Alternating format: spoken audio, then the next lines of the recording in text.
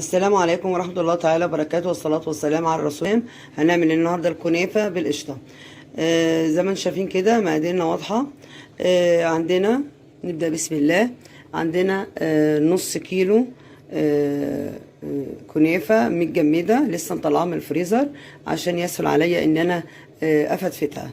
وعندي نص كوباية سكر زي ما انتم شايفين كده، وكوباية سمنة او زبدة مسيحة.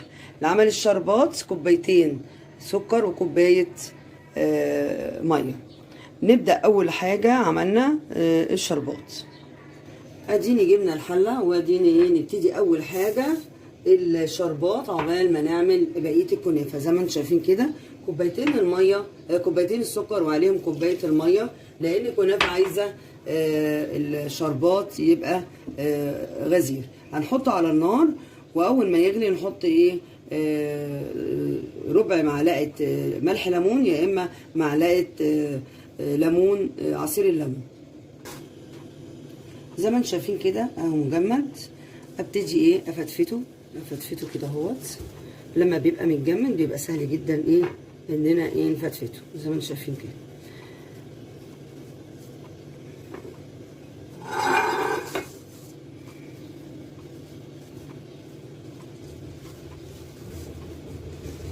او لو انت لسه جايباه الكنافه ممكن تحطيها ساعه في الفريزر قبل ما تشتغلي فيها، هتساعدك كتير. زي ما انتم شايفين كده بنفتفت بقى الكنافه وارجع لكم تاني. ادي اول ما غليت ابتدي انا احط لها معلقه عصير الليمون زي ما انتم شايفين كده. وبعد الغليان بقى قيمه 5 دقايق او 6 دقايق واقوم قافله عليها عشان هي بتبقى عايزه الشربات الغزير. ادي زي ما انتم شايفين كده احط بقى نص كوبايه سكر بودره، وابتدي اقلبهم مع بعضيهم. السكر البودره زي ما انتم شايفين كده. هنحط بقى الزبده او السمنه ونقلب، نغرقها كده في الزبده عشان تبقى كويسه.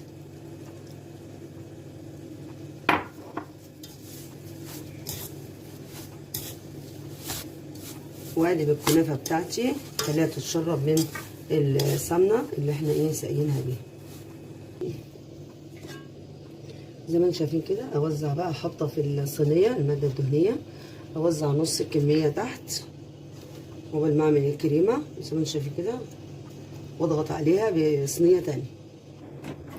ابتدي بقى ادوس بقى جامد عليها زي ما لازم الدوسه الجامده دي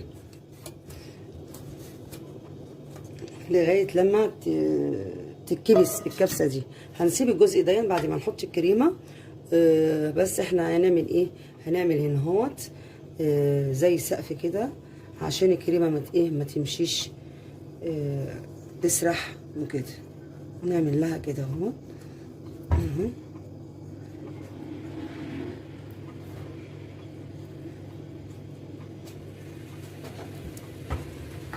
زي ما انتم شايفين كده عشان ما تسرحش وتشيط.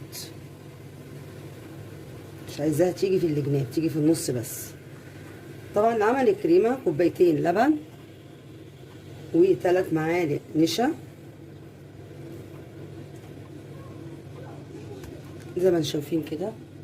لعمل الكريمه ادي كوبايتين اللبن وادي 3 معالق النشا، هنحطهم في الحله ونعملهم. طبعا الشربات نزلناه ودي بيبرد عشان لازم يكون الكنافه الكنافه سخنه والشربات ساقع، يعني لازم حد فيهم يكون سخن والتاني بارد زي ما انتم شايفين كده. هقلبهم كويس قوي واقلبهم على النار بعد ما انا احط لهم معلقتين السكر.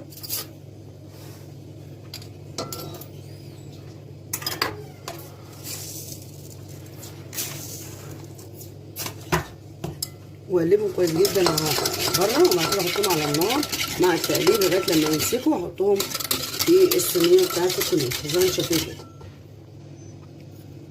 ادي على النار لغايه لما غلظت، وبعد كده احط بقى احطها زي ما انتم شايفين كده اهي، اوزعها لان انا عامله لها زي ما انتم شايفين كده.